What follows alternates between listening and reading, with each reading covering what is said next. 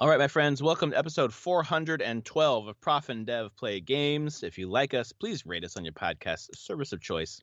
My name is Larry. I am a professor, or was a professor, who knows, and I play games. And over there's Anthony the Dev. He makes games, he plays games, and all that fun stuff. How are you doing? Pretty good. Feeling better after being sick for end of last week and through the weekend, but definitely have recovered enough just in time to have a holiday break. Yes, like exactly. You. Yep. Let's not be sick for the holiday break. Let's be well enough to enjoy it. Yeah. I've been sick for like the last month. Not as bad as you, I think. I don't know. I was just real tired. It just knocked me out from just one of those times when even though I'm sitting at my computer and my body's just like, no, you just want to lay down. I do just want to lay down. And I go lay down and I just sleep. That's great. And I'm like, the sleep. Okay. I'm like, I guess I should just listen to my body at these times. Don't fight it. Just be like, yep. So yep, that was the day when I was at school.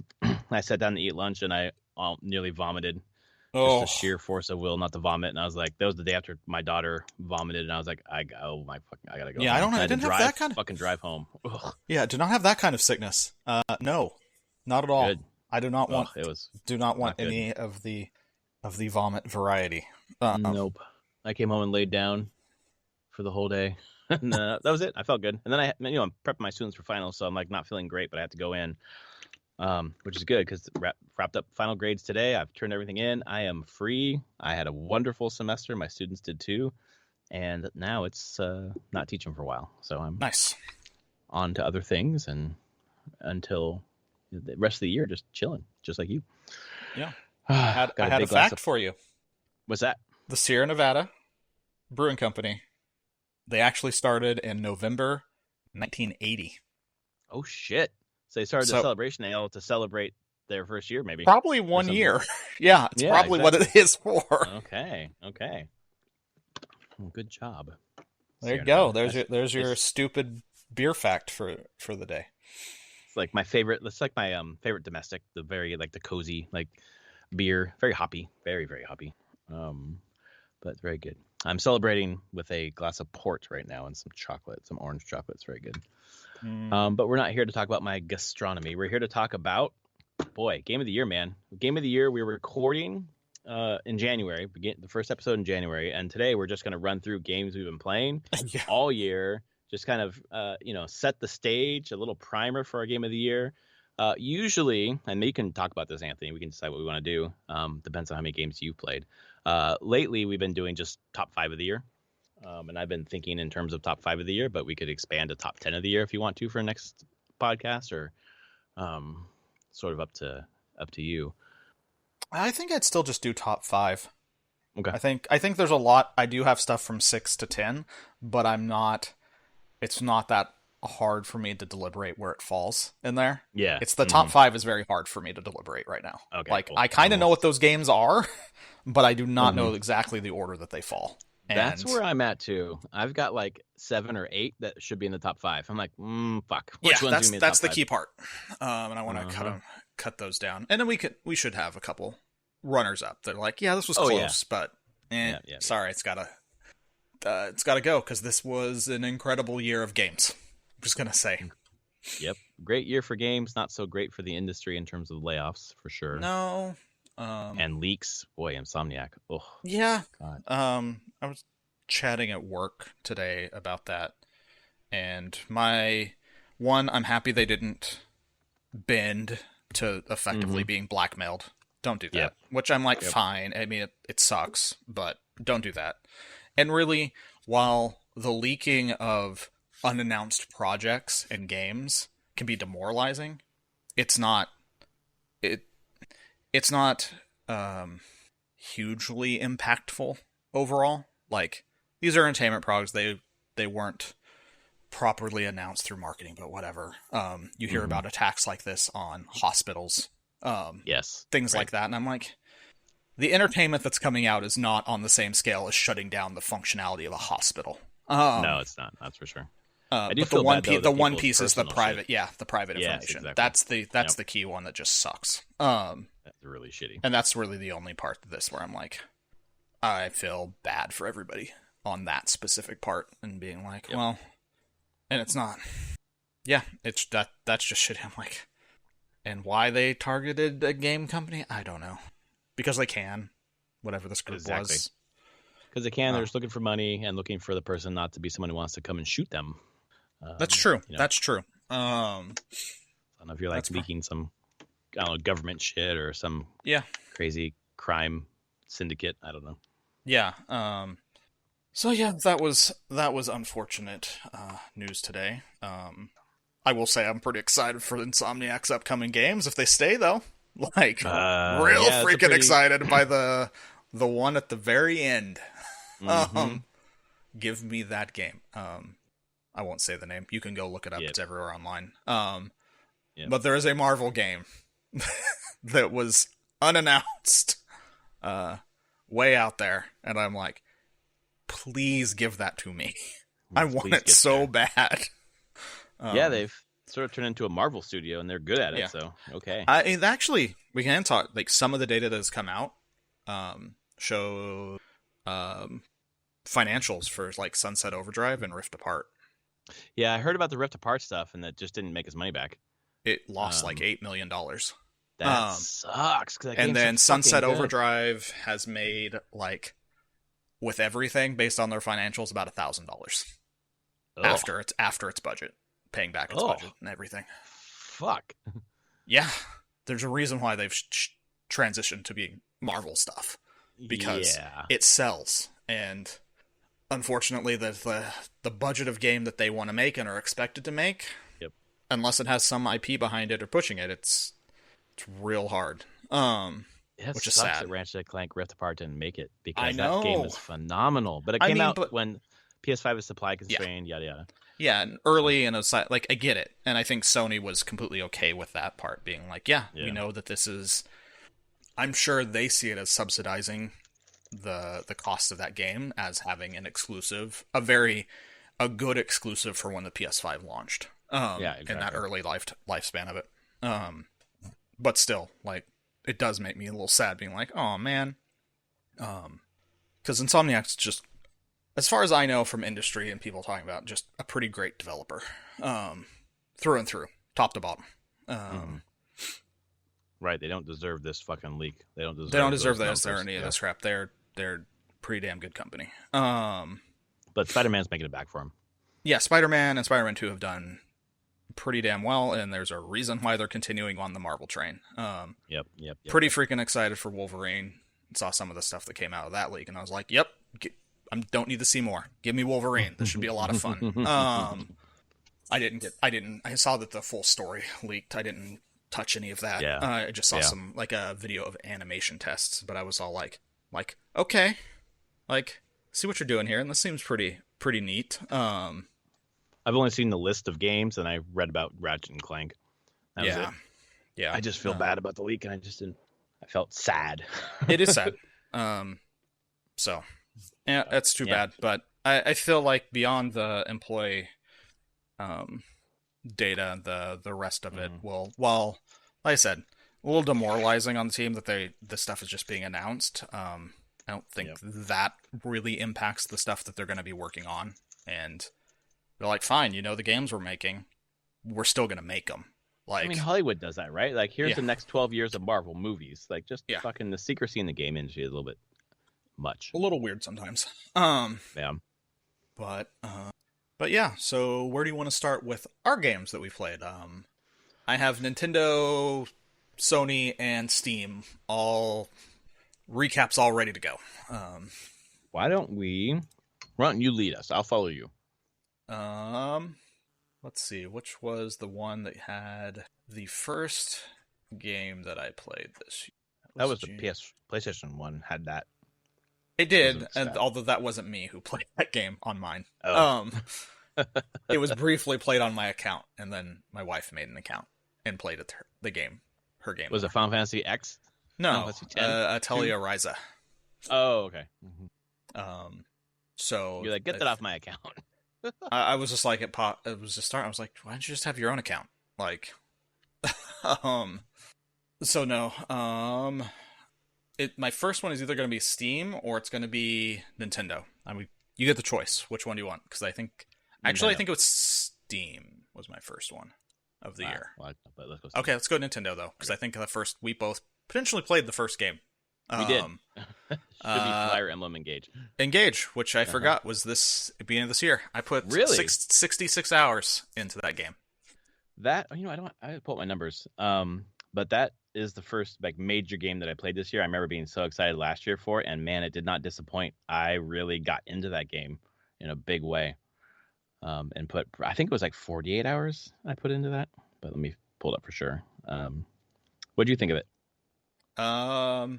I liked it mechanically, hated the story, and I'm probably never going to touch it again. Okay. It did not give me the ability. I'm like, it was fine. Yeah. Like mechanically, I think it's mechanically stronger than Three Houses. Yes, I agree. But I really just hated this. I actually hated the story in Engage. It was not great. Sure. I was just like, wow, guys. Big step back from Three Houses. Yeah. Step back, incredibly tropey, but and doing a lot of telling and not showing in a lot of ways, which is very. It just felt very weird on that part. The production value was less than I would say that Three Houses was. I really loved the tactics of the battle. Yeah. Each map, I thought maps were really well designed. Yep. In that game. Yeah, no, and that's the part I enjoyed. It was like, what happened on the other part? I like the ring system too, where you're merging with or engaging, excuse me. Yeah. With engage. Engage. Fire Emblem. Engage. The thing that still just, unless you had the bonus books and stuff, you just couldn't do the things you wanted to do easily. I don't know why they made that part so grindy. Yeah, that's the experience that I had with the DLC, basically, where I bought the DLC pass or whatever, and I had a bunch of extra resources and extra rings from the DLC. So when they take away your rings, I was like, I'm still great. I got all these DLC rings. This is all good. I didn't realize what was going on. Yeah. But if I didn't have that, I'm like, well, this part would have sucked. And it did. It really did. You're like, what? Why'd you make the game worse? Yeah, kind of. So I think it's flawed. But by far not like a bad Fire Emblem. It's just a little flawed, and I'll be curious what they do next with the series, because I assume there's going to be more coming. Oh yeah, but maybe they'll take some time. I mean, it'll be on the next Switch, is my thought. So, I hope they remake the GameCube one. This I forget what it's called, Radiant Dawn, I think. Yeah. But I feel like the next one, maybe they'll just like. They're kind of like, I don't know, penduluming between like the Three Houses kind and then the Engage type. Like keep the tactics of Engage and the story of Three Houses and merge that together. That'd be pretty sweet. Yeah, do something a little bit more than that. Like that would be cool. So yeah, we both played that. So I only have significant hours in 3 games on the Switch this year. Mine are the same. So even though I played other games, they weren't as significant. But I have a few that are a couple hours on different things. But I mean, I have like Super Mario Wonder, which we'll talk about later. But I only played it for 9 hours, and I beat it. Yeah. So I did Engage, which I did like 66 hours, and then that led in to the next game I played on Switch at the end of February. So I think Engage was the end of January, and at the end of February was Octopath Traveler 2. Oh, yeah. I put 93 hours into it. God damn. Yeah, but did you beat it, or you got close? I beat all the individual stuff, but I have not beat the point after you finish every character, all the 8 character stories, and then it coalesces into a thing. I couldn't beat the final boss. Right. And I'd have to go back, like... Will I go back? I don't know.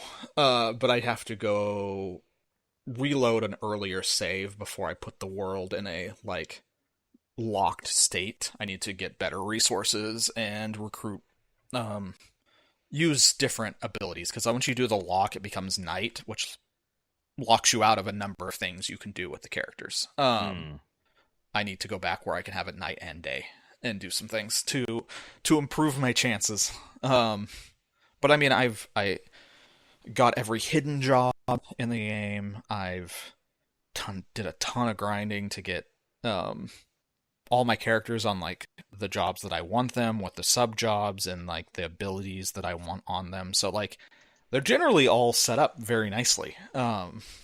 And it's just doing that last final boss, which was better than the first game, in that this felt like it all came kind of, while you have 8 different stories, they intertwined a little bit more, and they all felt like they were leading to this final boss. Yeah, that's what the They had reviews like say. a thematic through line to it. Yeah, that's what I've heard so much about that game, is that it improves on the first one in that specific aspect, which is mainly people's complaint about the first one. Yeah. My biggest regret is not fucking starting this game. Just never found the fucking time. Just been It's so big. busy. It's a big game. But it sounds like a really good RPG. It is. It's a lot of fun. And it got me good for 93 hours, which I think was most of March for me. Mm-hmm. I think I was playing that game for the most part. But I mean, the only other game I put significant time into on Nintendo was Tears of the Kingdom, and that was about 50 hours. And I still haven't gone back to it to finish it. Mostly because my kids have absconded with the Switch. Oh, yeah. And it lives now on my main TV. My daughter beat it. I saw her beat it. Yeah. So I've seen like the game. Yeah, right. Yeah, that's what I was going to ask. Like, you've seen the whole thing, basically. Like, yeah, I have seen. Yeah, I did, and it was really cool watching my like kids play it and beat it. And especially watching my daughter beat it. She absolutely adores that. I feel like that game finally, like, she liked Zelda before, but her being able to play it herself very confidently switched it over the edge of being like, she is in love with Zelda right now. Awesome. I love that. Like yesterday, she was playing Age of Calamity. Yep. Yeah, that's awesome, man. My daughter's in a climbing camp, and today she wore she usually wears dresses, but we're like, you can't wear a dress for climbing, so pick a shirt. Makes sense. Yeah. So she chose a Zelda shirt, Tears of the Kingdom shirt, and she wore, and her coach was like, "Do you like The Legend of Zelda?" Tessa said, "Yeah, absolutely." But and they're kind of connecting over that. And then the coach pulled up her pant leg, pulled down her sock, and showed her a Korok tattoo that she had. And my daughter just flipped the fuck out. She like came home and like made an ornament for this coach, and like how much she loves this coach. And it's like, see, when you wear shirts with like stuff that you like, you connect with people. Like, keep this in mind. Yes. So she loved that. Anyway, that's cool. So no, I played Tears of the Kingdom. I saw a bunch of it, and I know I got pulled off for other games we'll talk about later. Yeah. But I don't feel like I didn't exhaust the game. I did so much in that 50 hours. I played for 93 fucking hours, and I did not exhaust it. Well, exhausting in the front of like, I understand what I'm doing in the game. Yeah. Like, I've done all the systems. Yeah. I didn't beat all the temples, but I got how your companions work and get the party this time, and I really went into the it's not God Hand. Is it God Hand? It's not God. Ultra Hand.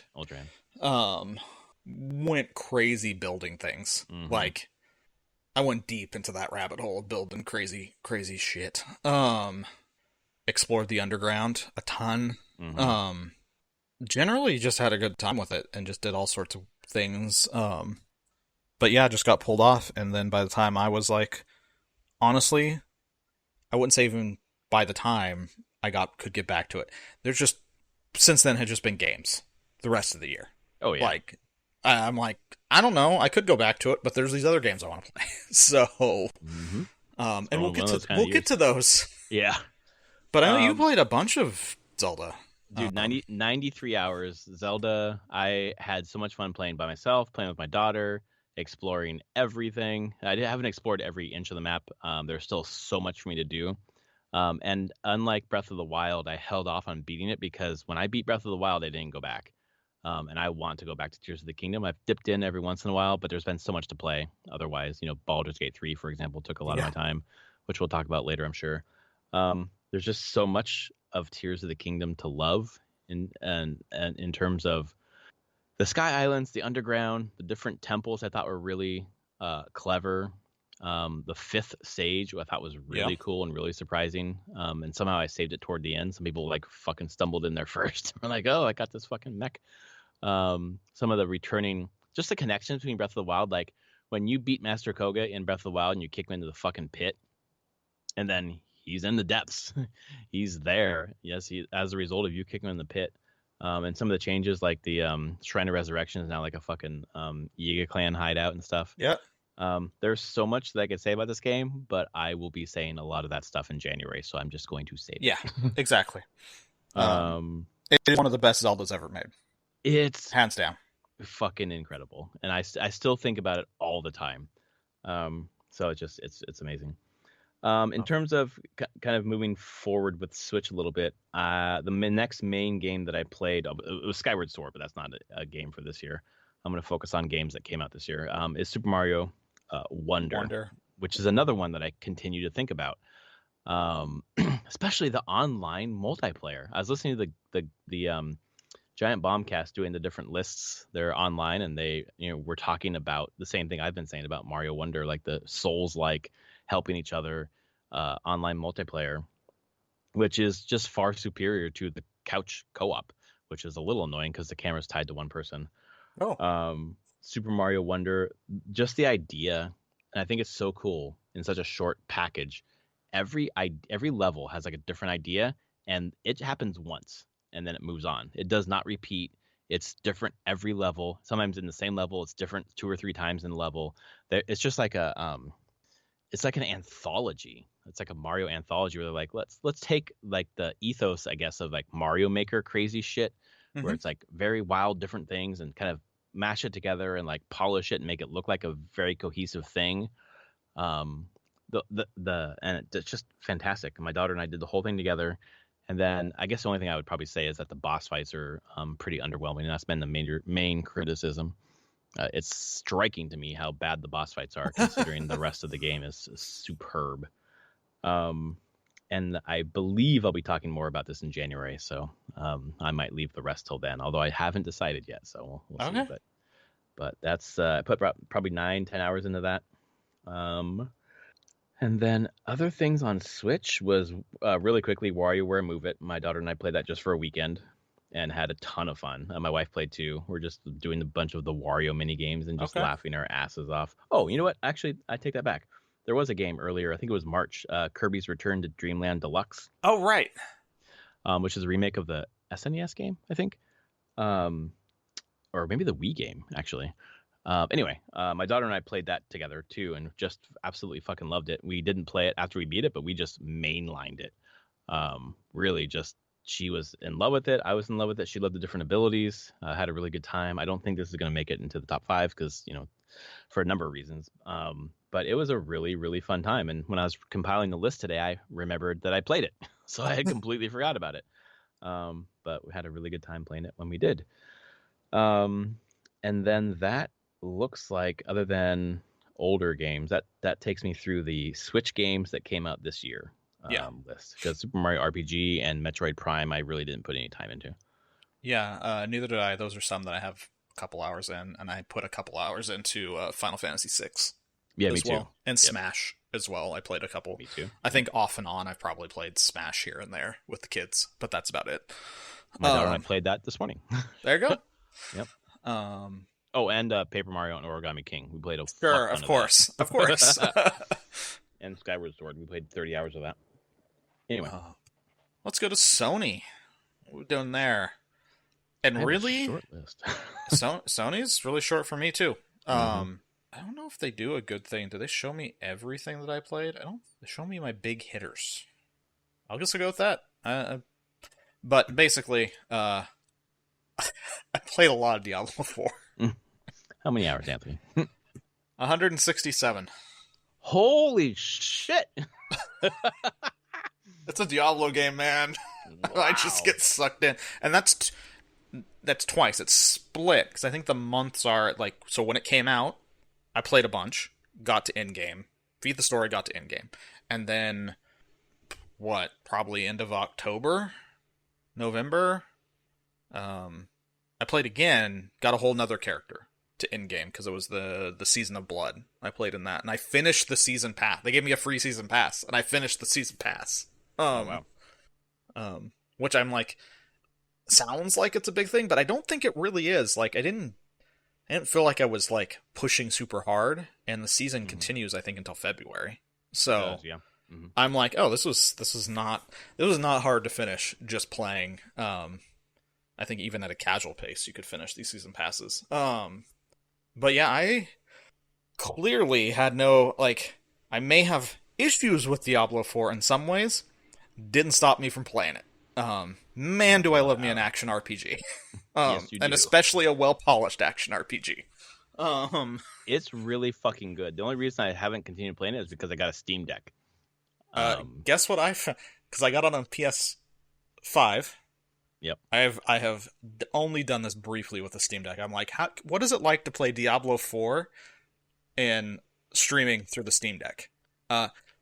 Great is what it is. Awesome. It looks amazing on the little screen. I can read everything just fine, and as long as I'm at my house, the input latency is unnoticeable. That's and I'm great. just like, oh shit, I can play Diablo 4 portable around my house. For me on PS5, my top game was Final Fantasy 16 with a total of 30 hours. Okay, I mean that's my second most played.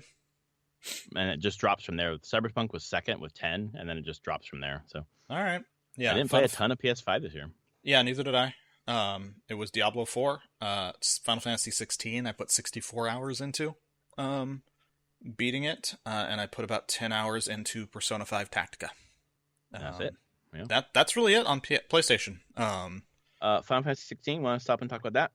Yeah. It's a fucking spectacle. But I was playing it again this week on my Steam Deck through the remote play basically, and it plays like a dream. It's wonderful. Solid frame rate, no input lag. Really, pretty readable. Yeah, just I guess my problem with it, and it may be just because I'm doing the easier button thing where you just kind of mash the button and it does the combos for you. I think if I did it the other way, I'd be a little bit more engaged. But it really just feels like it's just an interactive movie. It's a very long interactive movie. Kind of. I would say that if the combat, if you're doing it not on that way where you can just spam a button, you have to. There's actually a skill. Switch and pay attention. There's a skill to actual combat and playing it. But yeah, it is kind of more of an interactive movie. It's very linear. Yeah. I'm not sure. Like some nights I'm really into that, and some nights I'm like I'm really not into that. Yeah. So. But you're right. It is a spectacle, and whenever it's on its highs, it's on its highs. And it just goes. I just played the blue dragon, white dragon, one of the dragons. I don't know how many dragons there are, but I just fought a white or blue dragon last night or night before. Okay. You're going through the city, like going through the rooftops. Yeah. All right. So yeah. I'm like in terms cities of going to hell. Yes, exactly. I find goots basically. Yeah. So in terms of the story, looking through a walkthrough, I've completed like 3/4 of the story. I probably have a fourth left. Yeah, that's about right. You're getting to probably the biggest spectacle of a battle. Is it Bahamut? Yeah. That battle is insane. That's what's coming. Yep. I'm trying to get through this game before January. I think I can beat it. Yeah. I don't know if you have a quarter left or more like a third left. Yeah, somewhere between those two. Mm-hmm. Yeah. Because you'll have Bahamut and you have 2 other bosses that you need to get through. Damn. Okay. It will be a bit to get through those. Yeah, because I'm just reading the names of the chapters basically, but the chapters could be really long. So yeah, the chapters are there, and I guess it just depends on. You don't need to do any of the side stuff, but there are I would say there are more side things in between the last chapters than at all between the start of the game. Like all the side content is pretty much at the end of the game. Okay, because I've been wondering, because a lot of the side stuff, I'm like, this is okay. Some of them been it good, all builds. All builds to these stuff at the end. Where there's a lot of these things you're like, oh, why am I doing that? So all those side characters you've met, if you've been doing all their side, storylines will all have at least some form of payoff. It builds basically through the game, but I will say that weirdly, it's weird when it gets to the end of the game because there's so much of like that rush, the push to finish the game, and that kind of can come to a screeching halt because you're like, well, I'm going to do all these side quests now. Yeah. Mm-hmm. And you're like, well, that's disjointed. And I think it would flow better if it was right into the end, and if these were spread just a little out a little bit more. Yep. I think I It's just might what just it push is. the Yeah, critical path. you should probably just push the critical path. Mhm. But yeah, I think we'll discuss this one more in Yeah, I think January. so. I think this is probably somewhere in my top 5. I don't think it gets pushed out, but I will say it's not my number 1 of the year at all. Not this year. I think it's lower. Yeah, that's the thing. I think it's lower on my top 5. But which again just says something about the year. The year is insane. Exactly. It's poking its head into my top 5. I'm not sure where it's going to land. That's why I want to play more with it. For me, it's just Persona 5 Tactica, which I need to get back to, but I kind of got a Steam Deck, and that has completely distracted me from most things. Which the Steam Deck has fucked me. This is a great transition. Let's talk about Steam, because I got that recap. I can say Baldur's Gate 3, I think, for both of us, right? Yeah, I mean, that one's the one that's the most played. But I forgot the first game I played this year on Steam, Midnight Suns.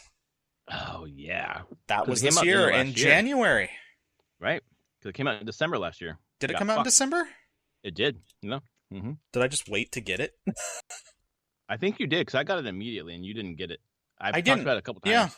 Yeah. And you were like, so it's not this year, and so I know it's not on my list for this year. But it depends on how you do Game of the December Year. December 2nd, 2022. And I guess I got it in January through. I think there might have been a sale or something.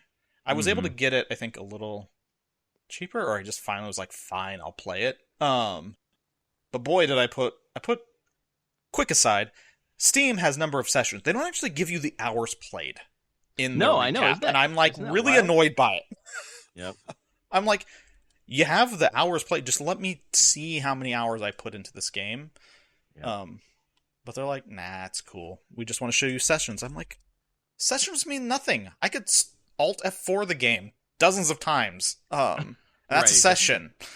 I put about 50 hours into Midnight Suns, and I didn't beat it. I think I was probably 2/3 of the way through the game. It's huge. Interesting. Yeah. I mean, it is a big game. It's long. You can grind a bunch. I mean, it's Firaxis. It actually does have the feeling a bit of XCOM 2's kind of metagame. Like, there's key story stuff moving forward, but you can spend a lot of time before you're like, okay, I'm going to do the quest mission now, and move things forward. And I played a ton. I was leveling my different characters. I was socializing with all the Marvel characters. Their depictions of the Marvel characters were incredible. I love them. It's a great game. It is a great game. I think it is highly... I don't know if it's underrated, underappreciated maybe, because I'm sure it didn't. Yeah. I don't think it sold that well overall. It did not. No, they were like, people left the studio, and it was a failure. Yeah. So that's the one that I played, like, I think it's listed as, like, that's what I played in January, before Fire Emblem came out. I was playing Midnight Suns. My first game is the one that is currently wrecking my life when I need to be playing games that came out this fucking year. But the Steam Deck is awesome, and Vampire Survivors is amazing. I'm late to the fucking party, but I've now beat the game. Not beat the game, but you know what? Survived 30 minutes twice now. Once with I forget who it was, and then this time with like Mortadelli or whatever, the fucking skeleton. Yeah. Yep. Oh, you're just gonna get more and more characters. Dude, I just fucking owned. I just fucking wrecked, and I was like, wow, I can do it now. Okay. It's so fucking good. And it is a great game. Every time that I beat it, I unlock like 7 or 8 achievements. I'm like, oh, that's addicting. Yep. Yeah, it's got a good loop, and there's a reason why a lot of games are copying it, and it kind of formed a whole new genre in a lot of ways. Yeah. Yeah, there's Halls of Torment I got this year that I want to check out. I know you played it. I did. In the middle of the summer. I checked out your Steam. Yep, July. Yeah. I need to play it some more, and I'm sure it will run great on Steam Deck. It runs amazing. I'm sure it does. It's not a Steam Deck. It is a fucking Vampire Survivors machine and Dead Cells machine. That's fine. But at least Dead Cells is a game that released this year in terms of Return to Castlevania, so I can talk Sure. about that. Um, yeah. So, I mean, the big one on Steam for me was Baldur's Gate 3. Yeah, me too. Me too. And what am I at playtime there? I mean, it took up all, like, the only game I played in August was Baldur's Gate 3. Me too. Yep. Which is great. Um, I have put 166 hours into Baldur's Gate 3. So 1 hour less than you put into fucking Diablo. Yep. Wow. Yep. Interesting. And I'm currently in the middle of my third playthrough. I'm in Act 3. No. Sorry. No, I'm my third playthrough. That was my second playthrough. I've actually finished that one. Third playthrough, I'm just still in Act 1. So it's definitely, I think my first playthrough took like 100 hours, close to Right. it. Second playthrough took me like 45, quite a bit less time, because I don't need to sit and pay attention. Yeah. I know what's going on. I know where I want to go and do. It definitely Are goes you not faster. getting distracted? Less distraction, but also very specifically knowing, like, okay, I know what's over there. I'm going to choose to go do that now. Less wandering into weird crap. But I haven't attempted BG3 on the Steam Deck yet. It runs well. I'm sure it does. Yeah. But it's also one of those ones where I'm like, if I'm at my house, I could just stream from my PC, and it'd probably look pretty damn good. That way, so I think both of us, I mean, Baldur's Gate 3 we'll talk about that in January. It's huge. Oh, yeah. And Mm-hmm. It's gonna be there. 100%. Oh, it's in my top 5 for sure. I don't know where Yeah. it's going to land, but it's definitely. So we'll talk more about it next time. What else did we should get to this one, because I said D&D related. I played Idle Realms. I've played it before in the past. How they got me this Idle time Champions, is yeah. they were like, hey, play it now. You can get a Asterion. I'm like, okay. Ooh, really? Yeah, I have. So that was in September when they did that one. I You didn't could get a even know that. Asterion, and I have Asterion, Lae'zel, and now Shadowheart. So I have 3. What the fuck? I didn't even know that. Yep. So I got 3, and I'm like, okay, when is Will and Karlak coming in Gale? Because we know we're getting them all. But they're clearly still like possible to slow get, rolling them out. Yes, actually, because I think Lae'zel was one that I had missed, because I think that was in August, and I just didn't notice. But they have a mechanic. If you play it enough, you get time gate pieces, and if you get 6 of them, you can go back and see old content and say, I wanna play the content that gives me this character. So I just picked. I want to unlock Lae'zel's content for, I think it's a week or something, and I'll just do Will the is content open that gives me right now. Lae'zel. Will is from December 20th to January 1st. Cool. So I'm gonna be getting Will too, because I'm gonna have this entire goddamn party in this stupid idle game. God, I didn't even know that. Now I fucking really want this.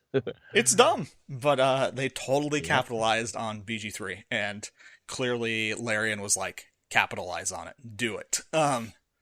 These are too characters. Cool. So that's the only reason I played Idle Champions. It's not a new game. It's been out for years. Yeah. Yeah. But yeah, I just saw it and I was like, oh, I can just leave it in the background while I'm doing work, and I feel like I'm playing a game. Great. Yes. Idle like I'm, games are incredible. Numbers are going up in the background. Yep. Cookie Clicker was the one that I played a lot at PopCap.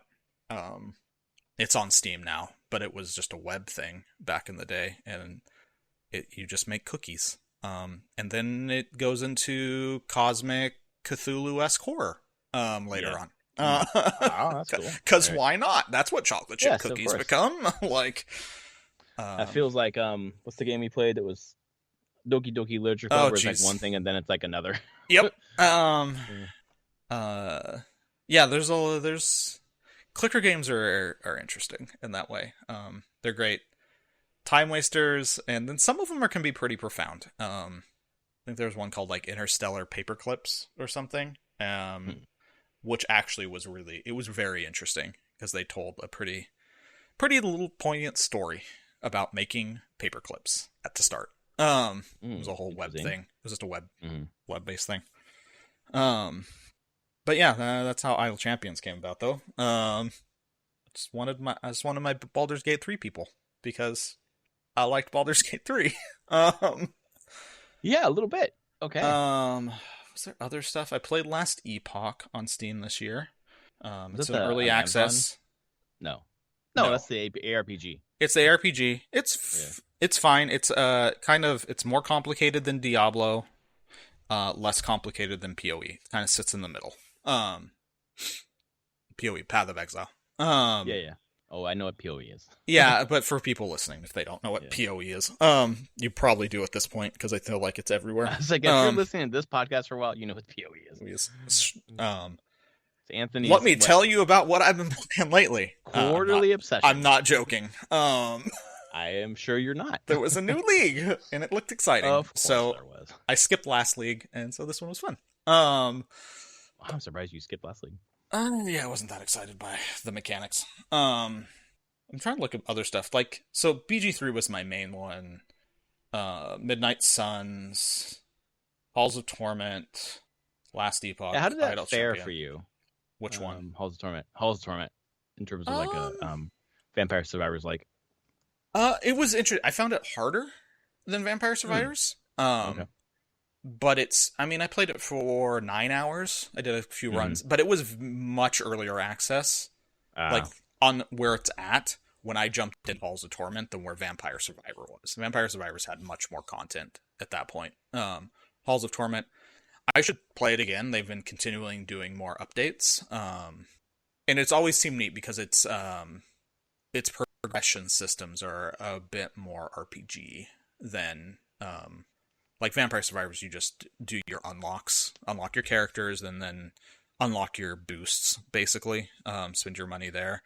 But there's actual like gear in Halls of Torment that you try to pick up gear and get it out, like return it to a place in the map so that you can then buy it back at home base, so you can start making builds with different pieces of gear. So I think, as I said before, it's very Diablo 2 inspired style of the auto shooter. I don't know what they call. Oh yeah, auto shooter seemed like a good name for it. I'm sure there's what's the tags? Come on, Steam. What are they called? Well, they call them bullet hells. I guess they're bullet hells. Bullet hells? Interesting. I don't think of it. Maybe. I mean, you are dodging a lot of crap. Yeah. But interesting. You know what I found the most interesting about our Steam in review, and I wanted to ask you, so I'm sorry to interrupt. I wanted to ask before I forget. You know the part where it talks about the percentage of games you played that were released this year? Yeah. And then the percentage of games the average player on Steam played that were released this year? Mine said 9% of games players played on Steam were released in 2023. That seems wild to me. Like, doesn't seem like a great platform to release new games on. If only 9% of the games people play are from this year. You're not wrong in that. Like, I mean, it is the platform you have to release on PC if you expect an audience. But a majority of clearly most people who play stuff on Steam don't buy Steam games. They have. I mean, you look at what people play. They play CS:GO. They play Dota. Just look what's at the top, and those are the games people are playing. And some games cycle in and out. Like right now, Lethal Company is huge. That's been around. Like, that's a new thing that kind of blew up. But I know most people play GTA 5 here. Like, that might just be the game they play. That's it. Right. That one's always been the top 10. Counter-Strike 2 now. Dota 2, PUBG, GTA 5, TF2 still all the way up there. But those are kind of the ones that most people just play. And then you get these other ones that come in and out. It's been amazing that BG3 has stayed in the top 10 most played games since it released. RPGs tend to not do that. Right. But I think it shows the staying power of that game. But yeah, I mean, go ahead. That they're not going to put it on the fucking Game Pass, because why would we? We're selling this game. Don't do that. It's selling like crazy. I mean, Teslarian put any of their games on Game Pass? No, I don't think so. Yeah, I think they also see the value of their games. Yep. Kind of like They're like, Nintendo. look at our product. We value Yep. what we made. If you want to play it, you must pay this much. Well, that's basically And what he said. Sven said today or a couple days ago in the review or the interview or whatever. yeah, and it's worked out well for them. I mean, they did the Divinity games. They eventually discounted, and I'm sure BG3 will Oh, eventually yeah. get some form of Eventually. like sales and stuff. But at the moment, no. They're probably the thing's still selling incredibly well. Continues to have a lot of players. They're not going to discount this thing for as long as they can, really. And who knows if they just continue putting out patches for it and keeping it like new content rolling in, they may not discount it for quite a while because that will continue to drive people to buy the game. Well, I mean, it just continues to sell. So what's the point? A discount is to Yeah. drive eyeballs to a thing, right? Yeah. To sell. Yep. It's already selling. So it's pretty crazy. 56% of my games on Steam that I played this year were released during 2023. Yeah, mine was similar. It was pretty high. I play a lot of new games, a lot of little things. Like my list, I played a lot of demos that show up here for whatever reason. I did that. But I think the main one is BG3. I've been playing Darktide recently this December. I haven't pushed hugely far into that one, but continuing to. It's very 40K, and that's fine. If Is you it want an an extraction introduction, shooter? huh?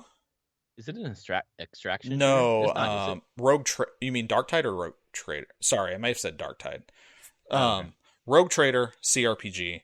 Darktide, which came out last year, that I did play again a little bit this year, it's a, what would I call it? It's not an extraction thing. It's a, I'm just asking because when I looked at your review thing, it had one of your tags was like, you like to play extraction shooters. I'm like, he does? That's oh news to me. yeah, I may have played a number of those. No reason. But I have played a few. I don't think that's like the That's not like you're changing your identity. Like I now play Tarkov or Kharkov or what the fuck it's called. I mean, it shows that I played a few because I played the Cycle. I didn't play Tarkov's not on Steam. The Cycle was one I played. Hunt Showdown. Tarkov I was on Steam? No. Oh wow. Okay. Nope. You have to go buy it through like through their site interesting. themselves. Guess they keep all their money. That's good. Yeah, I would have probably tried Dark and Darker, but it got pulled off of Steam. So that was the fantasy. Which is extraction. not the one that was. Yeah, that was not the one that got pulled off. No, Dark and Darker was one they got pulled off because they got sued by Nexon. Oh yeah, was it Nexon or NC? It was one of those companies because they're like claiming that it was a team. A number of the people had worked at that company before and left to do Dark and Darker.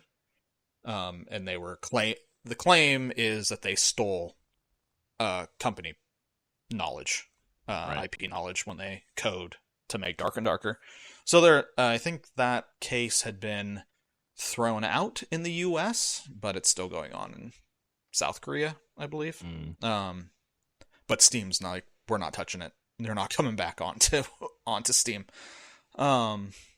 But yeah, no, I didn't play a lot of extraction shooters. I did investigation into the genre because it is it was blowing up and it was like, what the hell is this? Yeah, for sure. And a lot of me and my coworkers were like, we should just try to understand what the hell's going on. Yeah. Did not play Tarkov, but I played the stuff that was on. That was basically sees Tarkov and be like, how do we make Tarkov more approachable? Because Tarkov is not approachable in any way, shape, or form. So I played some of that. I had actually put it on my little chart. But yes, I play a lot of D&D. And yeah, that makes sense, what they have there. But yeah, that was like most of what I've played there. Oh yeah, I played the watermelon game, My Suika.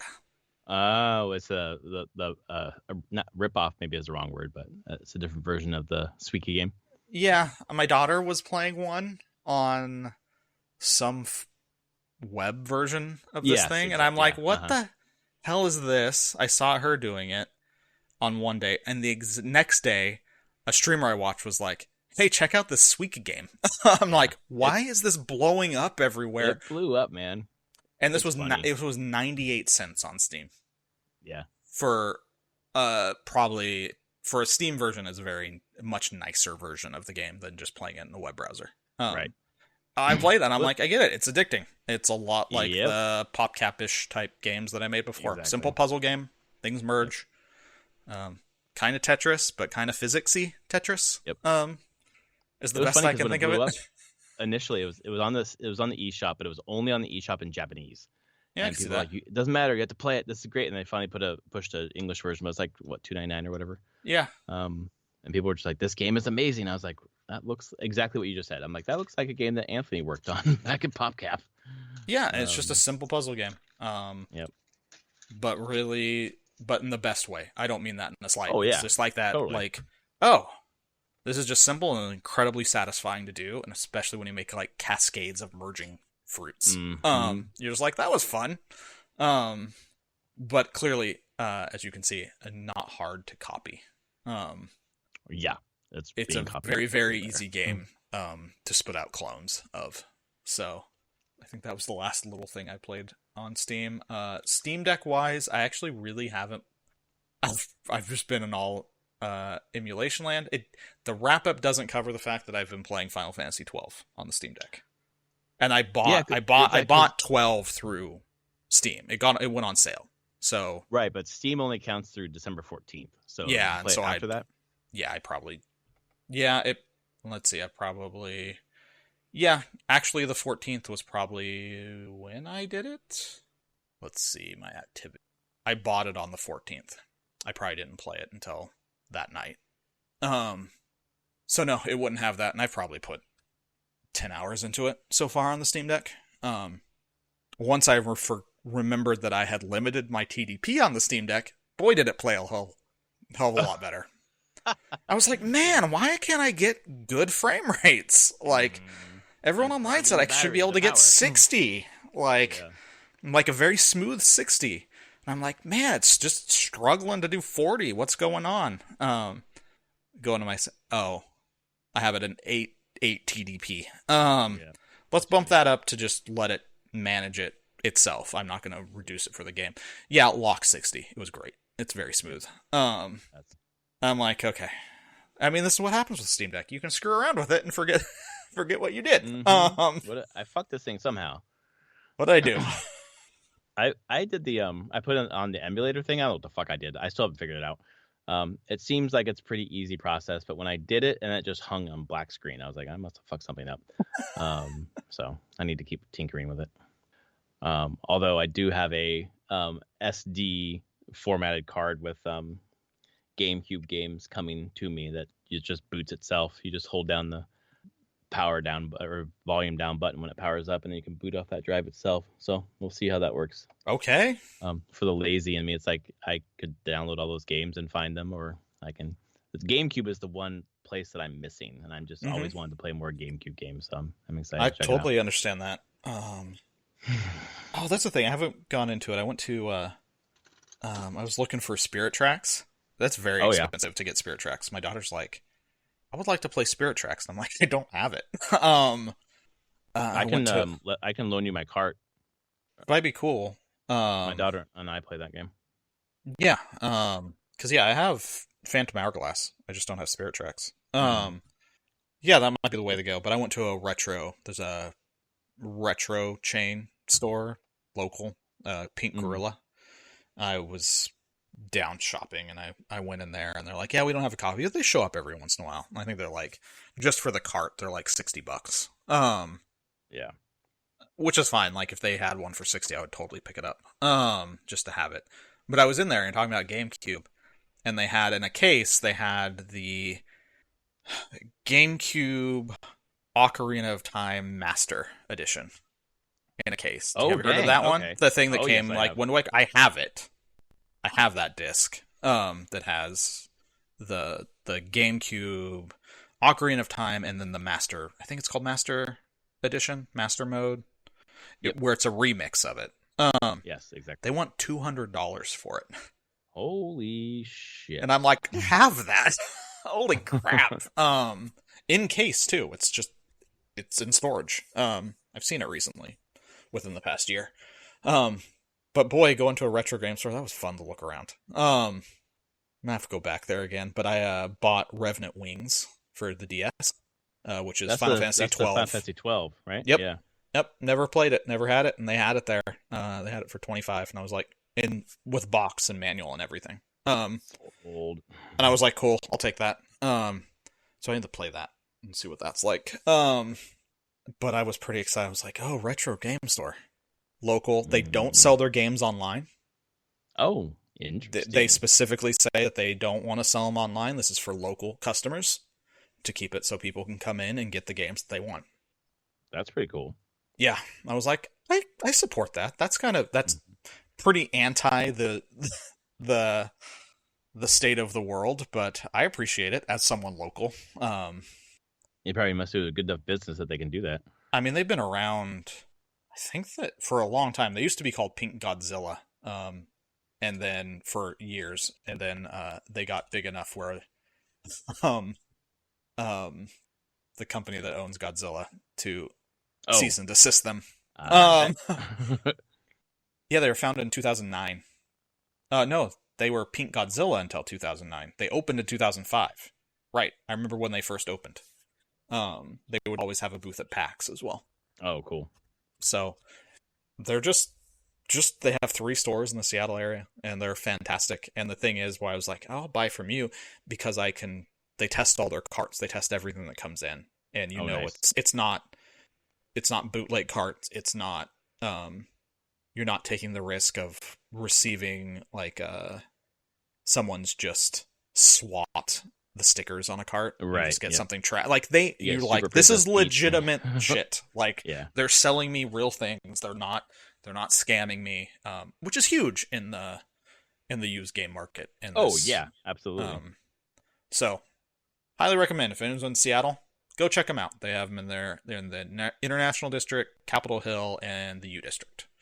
And I'm kind of surprised I haven't visited them more. I kind of forget they exist, and I went in there and I was like, this is amazing. I love this. This is a place where I should be hanging out. Yeah, kind of. Oh man, Spirit Tracks is so expensive though. Crazy. I bought mine probably like 4 years ago. So expensive now. Yeah. With case and everything, well over $100. Oh yeah. I only have the cart. But yeah, let me know. I can send it up, and it's fun. It's really stylus based. Oh sure. But so is Phantom Hourglass. So I think. Yeah. And that was the only reason that even came up is because we've wife and I were like, hey kids, when we do our big international travel coming up, we're not going to take the Switch with us. But you guys can take a DS if you want. We have 2 normal DSs and then 2 3DSs. And so they're like, what games do you have? I'm like, here. Here's all these games that you can play. And they kind of, for like a day or two, were like, just going through all the games. And my daughter was like, I have Phantom Hourglass. And I'm like, yeah, and I have Link Between Worlds, but I'm like, I don't have Spirit Tracks. So it was fun. They were really enjoying their life. Oh, these are neat. And I'm like, the DSs are great. They are amazing. And they're great for travel. They're just so small and compact, and they're protected. It's just like, yep, just take it. Can't break that shit. Yeah. It's great for middle school kids, because they're not going to break it. Yes. I have to do a lot to break it. So, but I think that's mostly what I played this year. There's no recap, but I did, like, on Epic, I played Honkai Star Rail this year. I revisited Control and played probably 2/3 of the way through Control again. And then I recently played Fortnite Lego. Or Lego what a fucking Fortnite. game, man. That thing. What the hell is Fortnite at this point? It just is a thing. Fortnite I have on my list because, Fortnite Lego, I only played a little bit. It's special. It is special. I'm not sure if it's my kind of game, but I see why it's fucking amazing. But boy, Fortnite Rocket Racing is my type of game. It is adult Mario Kart without the fucking items. There are shortcuts. The drifting is very similar. I'm just fucking wrecking shop in that game, and I Nice. just love it.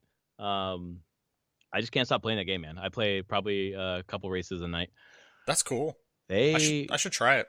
I haven't Yeah, tried that mode. it's fucking fun, dude. Whatever fucking Epic is doing, like we're gonna have a launcher and have a bunch of different shit. Like we own Psionics, we own whatever else. Like let's have them do our fucking Harmonix and Psionics. Like let's have them do a mode. And yeah, because like I don't play Fortnite, but I loaded in and loved.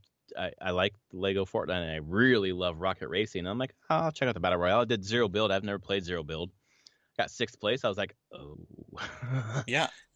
The one thing with me playing that, realizing, because I haven't really spent any time with Fortnite, going into it and really thinking, I'm like, it is so polished.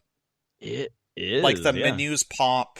Like I'm just like, oh, they've spent a lot of money and made this very, very smooth. Like the game mode browser is really interesting. So many different game modes inside of Fortnite now. It's hard to say like I'm gonna play Fortnite. I'm like, you can't really say that so much anymore. It's like, what do you mean? Like, what are you gonna play inside Fortnite? They've really made it a platform. I saw someone say that like, I hate using the term metaverse, but they're like, Epic has probably come the close to realizing that kind of environment with this, because there's just so many different things you can do in there that aren't even necessarily playing games, like modes where it's just hanging out. The big concert events that they do, that isn't a game. It's just like a created concert experience, like an interactive concert. I've only seen those in videos, so I don't know. It's weird to sit and actually look at it and being like, oh, I guess I didn't truly understand what this was. Yeah. I just thought you were shooting people and building things. Well, I thought it was too, you know. And when they did Zero Build, that's when I kind of like tuned back in, and I was like, oh, it'd be cool to play without worrying about the bullshit of building, because you get towards the end and it's just like someone's like building a fucking tower in 3 seconds. I'm like, I can't fucking get to that person. Yeah. Versus Zero Build was just like, man, it was great. I killed 3 or 4 people and got to 6th place, and I was like, oh shit, okay. But still, that's not my draw. My draw is fucking the other shit. But good for them, because they drew me in with that other shit. I thought it was cool. And then they're like, hey, by the way, we're going to drop some Ninja Turtle skins. I was like, oh my God, I'm going to buy fucking Fortnite skins. I realized it was for the second time, actually, because I bought Kratos before. So I do have this. Okay. But the minifigs, man, the fucking Ninja Turtle minifigs, like, well done. My daughter's like, can we play with the red one? Like, you mean Raphael? Whatever, the red one. Let's play with him. Blow our mind. They all used to be red ones. True. That's a good point. The other thing that boggled my mind was like the number of players in Fortnite, because they don't hide the numbers on who's playing what, which is, but like, so and people aggregate it. Like I'm looking right now at noon today on a weekday, they had 4.1 million players. That's crazy. Just logged in right now. They have 2 million concurrent players. Yeah. Across all their game modes and doing. I'm just like, this. It is insane to me. That's so many people, and like the weekends they peak, they get up to about 5.5 million players on weekends. Concurrent players. That's an insane amount of concurrent players. I don't even know. Like, this is it's been blowing my mind. I'm, of course, always knew about Fortnite, but yeah, now just actually being in it and looking at the scale of it and being like, this is a thing. Yeah, man, they have certainly. There's something special going on there, and it's crazy. Yeah, and now that they've introduced other modes that aren't just the shooting part, like really, like the Lego thing is a co-op survival crafting game. Yeah, there's no shooting. You know, you have nope, and it's so Lego, like, oh yeah, unabashedly, and they're like, no, this is just Lego, and Lego officially endorses this, and we've made a full-on procedural Lego game where you're building everything with bricks. All of our skins get minifigs because why not? And the building is really interesting, because my daughter, you know, we played a ton of Lego Worlds, and then we started playing this. She's like, I like Lego Worlds better because when you hit the button, it just builds the whole thing.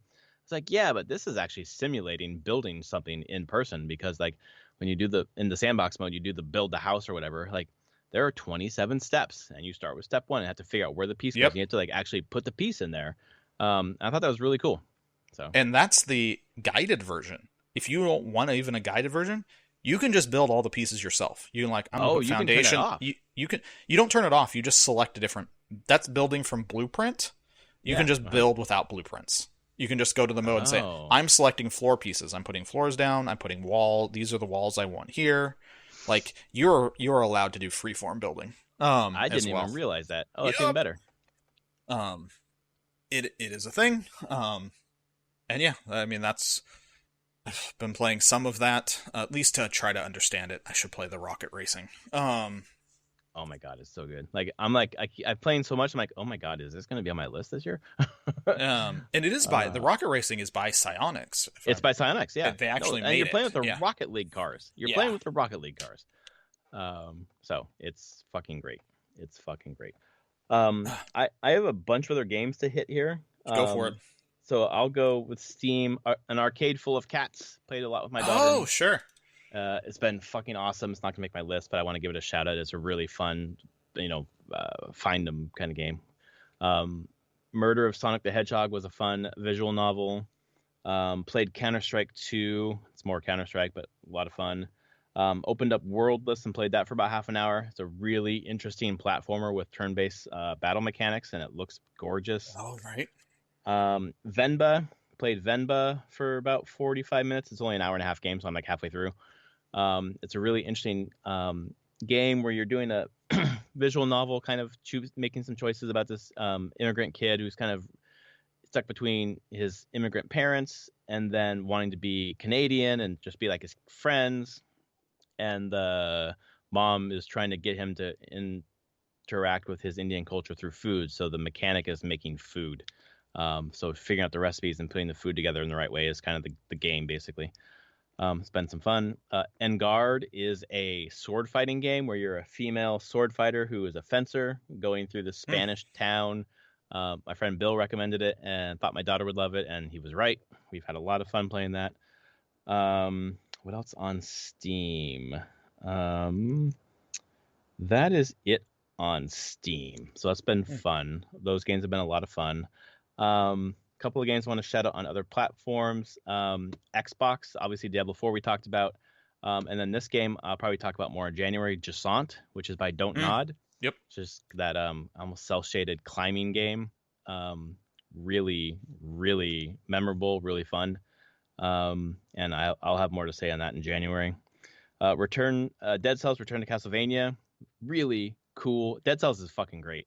But adding the Castlevania thing and realizing that they've added a bunch of other indie games, like you can get like Hollow Knight weapons, you can get fucking Shovel Knight weapons. Obviously, you get a bunch of the Castlevania weapons. You get the cross and the whip, and there are Castlevania enemies. There's a whole Castlevania section.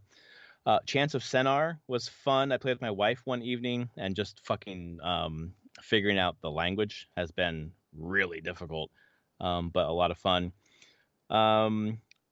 Hogwarts Legacy didn't stick with it, but it's beautiful. Cyberpunk, Phantom Liberty. Oh, I didn't even mention Cyberpunk. Right, Yeah. that's on because I played that on GOG.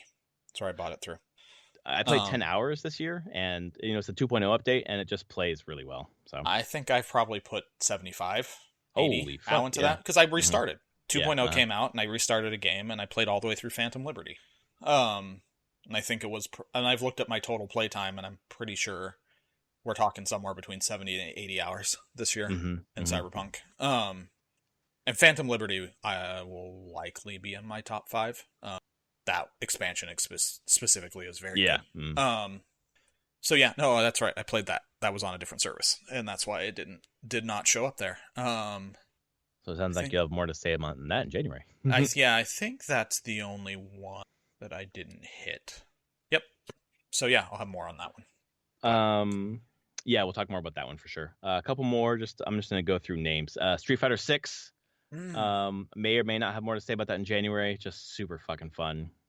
Really engaging control scheme, so it made it easy to jump into.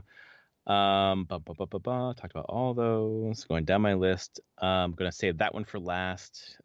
Pizza Possum. Probably my favorite gaming experience of the year is playing Pizza Possum with my daughter and us just like it's probably like an hour and a half to get through it, and just hitting a wall at the end and almost giving up and just not giving up and pushing through and fucking beating it, and just us screaming and cheering when we beat it. Such a good memory. Humanity, awesome puzzle game. I did it with my wife, and it was a really fun, bringing all the humans up to heaven, basically. Moving out to another puzzle game I play with my wife. There's a lot of games with my wife here. Viewfinder I play with my wife as well. All Chia and Cocoon played by myself, but also were entertaining. Cocoon, really good. Chia, I didn't like it that much, but I need to give it another chance because people that I respect really, really like it. So I want to check it out again. And then this all comes back to the last game, which I'm struggling how to really deal with this game, because I think it's one of the best games of the year, but I never touched the sticks. But Alan Wake 2. I am struggling as well. I feel like even not touching the sticks, I've consumed a lot of that game. Oh yeah. And I consumed the new ending. I posted it for you, and I've watched all the new content, and the new ending is awesome. I'm like, just give me whatever comes next now. Like, yeah, I can't wait to see what's next. Well, I know what's next. Control 2 is next, but is this the only DLC or the only new content for this game? I thought there's another. There's 2 DLCs. Couple things. There's going to be 2 DLCs, and I expect that the first DLC is going to be Night Springs, which is the like TV show within the world, the like very Twilight Zone-y TV show in the world, and I bet that will be side story kind of stuff going on, which will be great, and it'll probably build out some elements of the story. But then there's a second DLC that, if it follows Remedy's other games, will be another continuation of the story, like what comes next, and then really lead into probably having some connection. I would expect to Control 2. Since Control 2 will be the next thing that comes out by them. And then I bet Alan Wake 3, if they can do it. Although Alan Wake 2 has not sold exceptionally well, which is sad. They're sort of hamstrung by it's not on Steam, and there's no physical versions. No, it's only digital on consoles. Yeah, not on shelves. So yeah, but most things don't. I'll be honest. It's still a pretty small portion. It is smaller than digital at this point, by a good margin. But so maybe it shouldn't hurt them. I mean, but it wouldn't hurt them. Yeah. I mean, Circana is like guessing like 850,000. Yeah. Console sales doesn't know what they did digitally. I'm sure it's probably sold over 1 million, but I just do not know what the budget of that game is. I think Remedy is a scrappy company, so I don't think the budget is as high as people think it probably is. Yeah. They're using their own engine, so there's no royalty payments there. I feel like they are very lean in how they present things. They're very good at their presentation, but they're lean and good at picking and choosing where they put their money. They've always been that way. But I'm hoping to get more. But yeah, I don't know Alan Wake 2. I think it has to be in my top 5 somewhere. Well, I think I just made my decision. I made the whole dilemma easier. I just opened. Yeah, because I didn't realize. I just bought it. The coupon, right? The coupon. I had Epic Rewards. I just got it for $23. Yeah, that does it. So yeah, I'm good. I will be able to play it before next week or 2 weeks from now. So there you go. My God, that story is so good, though. I love that. It's so fucking characters, good. And they, like you said, you like Stephen King stuff, and I feel like yes, they actually did a great homage to a Stephen King story. Like it's like Stranger Things, and then this. Like I haven't really seen anything else that like touches it in a way that is good. Adds to that type of storytelling as opposed to just. And it's like none of it comes off. I'm like, you're not ripping it off. You're riffing from this style of storytelling and this style of story and it feels like they understand what's important to those stories. And that's what I was about to say. Like they understand the recursive nature of his stories, or like they, it's like meta on meta on meta sometimes. But also when people think of Stephen King, they're like, oh, horror. But his horror is so like narrowly defined in the books. Like there's not a ton in each book, but when it's there, it fucking hits hard. And I think Alan Wake 2 is the same thing, where like it has those jump scares with the face that comes in every once in a while, but then you're fighting those light monsters or whatever. But that's few and far between. And you know, the Nightingale at the beginning is fucking creepy, of course. Yeah. But the rest of it's just like really way more psychological. Oh yeah. So yeah. I've been thoroughly enjoyed just watching through that entire game and just getting lost in its story and characters, and knowing that I not a game that I can play, but I'm happy that I watched someone else play it. yeah. And I could consume the parts that I wanted to. But I didn't watch the entire thing get played through. I didn't skip any of the gameplay as they were playing through it, and some of the jump scares even hit me just watching them play. Yep, totally. Awesome. In terms of the rest of my list, I've hit everything. So there's probably, I think, 12 games here that are kind of vying for my top 5. So yeah, I think that's a good one. It's similar to me. I have a list going, and I'm like, I even pared down. I'm like, I think this is my 5, but then I'm looking at the top list, and I'm like, am I sure? Like, how does this? Do I want to cycle one in or not? I don't know. And don't even get me started on what order these are in my top 5. Yeah, exactly. Well, we've got 2 weeks to play through and get some refreshers of things we're considering, and then we'll be back for everybody. First podcast of January is our game of the year. So looking forward to it. Thank you, Anthony, for the podcast. New Year's Eve? I think it's New Year's Eve. I think we, unless things because I'm not doing anything. Yeah. Yeah. Unless things change for us, where I think we're fine recording that night. Yeah. And then if you like us, rate us on your podcast service of choice. And we're going to take the week off for the holiday, of course. Thanks for your patience with this late podcast. Just battling some illness, and then we will be back for the 1st of January, the new year, into our 10th year of podcasting. Oh my God. Yeah, man. Everyone has a podcast now, but we had one a long time ago. Long time ago. All right, folks. Well, thanks for listening. We'll see you next week. All right. Later, everyone.